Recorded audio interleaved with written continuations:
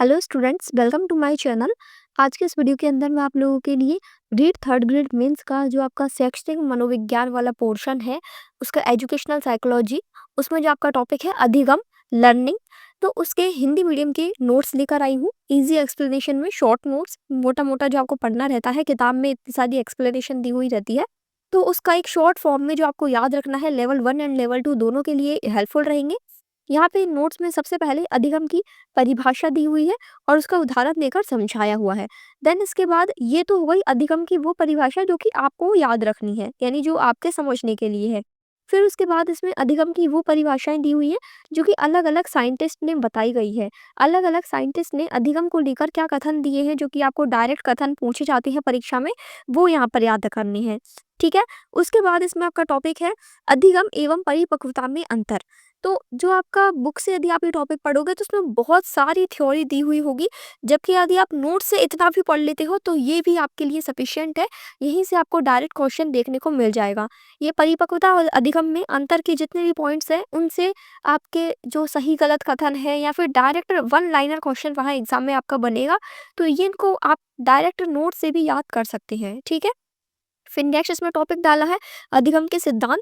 तो अधिगम के यहाँ पर दो सिद्धांत समझाए हुए हैं, एक तो व्यवहारवादी सिद्धांत और एक संज्ञानवादी सिद्धांत। इन दोनों में यहाँ पर अंतर बताया हुआ है। फिर इसके बाद व्यवहारवादी सिद्धांत का जो पूरा एक्सप्लेनेशन है वो यहाँ पर इन नोट्स में डाला हुआ है। जैसे हो गया अनुबंधन का सिद्धांत। व्यवहारवादी सिद्धांत के अंदर जो आपका पहला अनुबंधन का सिद्धांत और इसमें क्या क्या चीज़ें होती है, किस साइंटिस्ट ने ये दिया है और इनके अंदर क्या क्या बातें, कौन कौन से पॉइंट्स आपको याद रखनी है, इसके क्या अंग हैं, इसकी क्या विशेषताएं हैं, क्या गुण हैं, क्या अवगुण हैं, वो सारी चीज़ें जो कि आपको इन सिद्धांत से रिलेटेड याद रखनी है, वो पूरा इन नोट्स में बहुत ही सरल भाषा में समझाया हुआ है। यानी स्टार्टिंग में जैसे यदि आप अपनी बुक से पढ़ते हैं तो बुक में आपको पूरा एक्सप्लेनेशन समझ में आ गया, ठीक है। उसके बाद जब आपको रिवीजन करना हो, ये शॉर्ट नोट्स बनाते हैं, उनके लिए आप ये नोट्स पढ़ सकते हैं। फिर इसमें सेकंड थ्योरी दी हुई है क्रिया प्रसूत अनुबंधन का सिद्धांत, operant conditioning, instrumental conditioning theory. ठीक है। अब इसके बाद इसमें दिया हुआ है पावलोव एवं स्किनर के अनुबंधन में अंतर। स्किनर ने भी अनुबंधन सिद्धांत दिया, पावलोव ने भी अनुबंधन सिद्धांत दिया, तो दोनों में अंतर क्या है वो चीज यहाँ पर समझाई हुई है। फिर इसके बाद है स्किनर के अनुसार पुनर्बलन। अब ये जो पुनर्बलन की थ्योरी है, रीइंफोर्समेंट थ्योरी है, वो हल ने भी दी है और स्किनर ने भी दी है। तो स्किनर की थ्योरी यहाँ पर पहले समझाई हुई है, जिसमें यहाँ पर धनात्मक पुनर्बलन और ऋणात्मक पुनर्बलन दोनों में अंतर समझाया हुआ है। फिर शिक्षा में इसका क्या उपयोग है वो यहाँ पर समझाया हुआ है। उसके बाद आ जाती है आपकी अगली थ्योरी, थॉर्नडाइक का प्रयास एवं त्रुटि का सिद्धांत। ठीक है। तो ये किसने दिया था, कब दिया था और इसको अन्य किन नामों से जाना जाता है, इसके अंदर क्या बातें हैं जो आपको ध्यान रखनी है, वो सब चीज़ें यहाँ पर समझाई हुई है। ठीक है। फिर इसके बाद इसमें बताया हुआ है कि जो थॉर्नडाइक का नियम है वो दो नियम पर काम करता है, मुख्य नियम और गौण नियम। तो मुख्य नियम के अंदर आपके 3 आते हैं, तत्परता का नियम, अभ्यास का नियम, प्रभाव का नियम, और गौण नियम के अंदर ये 5 पॉइंट आपके आते हैं। फिर इन जो सब पॉइंट्स इसके अंदर भी जो पॉइंट है ना, तत्परता का नियम, अभ्यास का नियम, उनको भी थोड़ा थोड़ा करके एक्सप्लेनेशन यहाँ पे दे दी है, क्योंकि इनसे भी क्वेश्चन आए हुए हैं। यानी आपको पहले ये नोट्स करने हैं, फिर प्रीवियस ईयर के क्वेश्चन लगाने हैं जो पिछली परीक्षाओं में पूछे गए हैं। आपको लगभग 90% क्वेश्चन इन्हीं नोट्स के अंदर से मिल जाएंगे। ठीक है। फिर आगे बढ़े। नेक्स्ट है इसमें रीइंफोर्समेंट थ्योरी, प्रबलन का सिद्धांत। तो यहाँ पर इसके पूरे पॉइंट्स लिखे हुए हैं। इस सिद्धांत में मतलब किस तरीके से इसकी पूरी प्रोसेस रहती है वो यहाँ पर समझाई हुई है। शिक्षा में इसके क्या उपयोग है वो बताए हुए हैं। फिर इसके बाद आ जाता है संज्ञानवादी सिद्धांत। संज्ञानवादी सिद्धांत में आपका पहला है अंतर्दृष्टि व सूझ का सिद्धांत। तो ये किसने दिया था, कोहलर ने। ठीक है। तो ये पूरी थ्योरी आपको यहाँ से पढ़नी है।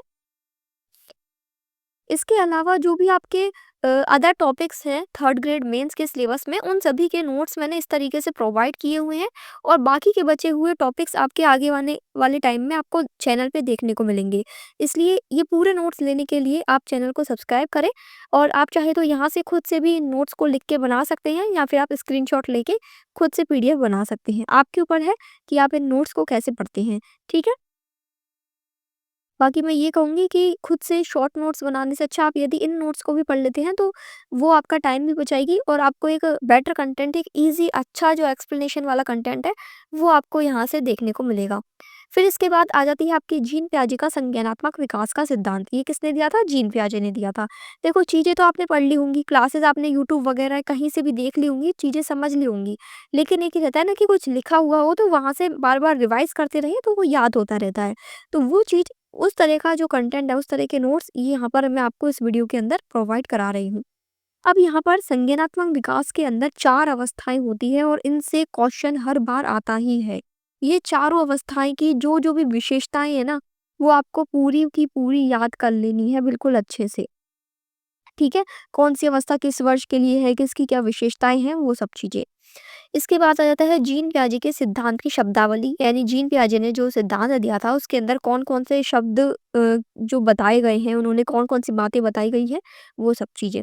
इसके बाद है अधिगम अंतरण का सिद्धांत, ठीक है? अधिगम अंतरण का सिद्धांत तो यहाँ पर इसकी पॉइंट्स लिखे हुए हैं, ये आप पढ़ लीजिएगा। इसके बाद है सामाजिक अधिगम का सिद्धांत, फिर नेक्स्ट इसमें है अल्बर्ट बांडुरा का सिद्धांत और ये है अधिगम के वक्र। ये वक्र से रिलेटेड भी पहले की बार क्वेश्चन आया हुआ है प्रीवियस ईयर में एक बार, तो इनको भी आप एक बार ध्यान से देख लीजिएगा, ठीक है? पढ़ने के लिए, समझने के लिए यूट्यूब पे इतनी सारी क्लासेस हैं, लेकिन उन क्लासेस से एक बेटर लेवल का जो आपका अच्छे नोट्स बन जाए ना, तो फिर बात ही क्या, क्योंकि नोट्स से हम बार-बार रिवाइज़ करने में हमें आसानी रहती है। इसलिए ये नोट्स आपके लिए डेफ़िनेटली हेल्पफुल रहेंगे, लेवल 1 और लेवल 2 दोनों के लिए। फिर इसके बाद हम बात करें, नेक्स्ट टॉपिक है आपका अधिगम स्थानांतरण। यहाँ पर अधिगम स्थानांतरण के अंदर आपका सकारात्मक स्थानांतरण है, नकारात्मक स्थानांतरण है और शून्य स्थानांतरण है। ये 3 टॉपिक्स हैं, ठीक है? ये तीनों यहाँ से पढ़ लीजिएगा।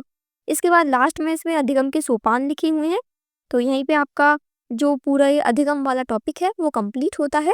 इसका जो बचा हुआ पार्ट है वो हम आगे की वीडियो में देखेंगे। अगली वीडियो के अंदर मैं आप लोगों के लिए लेकर आऊँगी। पूरे नोट्स लेने के लिए चैनल को सब्सक्राइब कर लें और ज़्यादा से ज़्यादा स्टूडेंट्स तक इन्हें शेयर करें। Thank you for watching this video.